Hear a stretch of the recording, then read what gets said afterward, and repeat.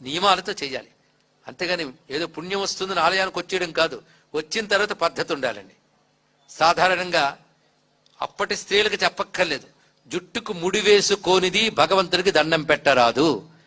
అలాగని ఇప్పుడు కత్తిరింపుల జుట్లు, వేలాడేసుకున్న జుట్లు, మధ్య మధ్యలో వెనక్కి తీసుకున్నటువంటి వాళ్ళు వచ్చి శివుడికి దండం పెడతామని చెప్పి తలపెడుతూ జుట్టంతా శివుడికి తగిలేటట్టు చేస్తున్నారు. ఇది మహాపాపం.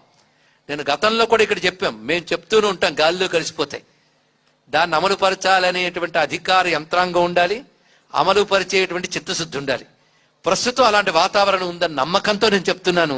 ఇక్కడ వచ్చేటువంటి యాత్రికులకి ఇన్ని బోర్డులు పెడుతున్నారే, సహస్రనామార్చనకి ఇన్ని వేలు, పూజలకి ఇన్ని వేలు అని ఇన్ని బోర్డులు పెడుతూ ఒక బోర్డు పెట్టండి, ఆడవాళ్ళు జుట్టు ముడి పెట్టుకు రావాలి, జడ వేసుకుని ఉండాలి చెప్పండి.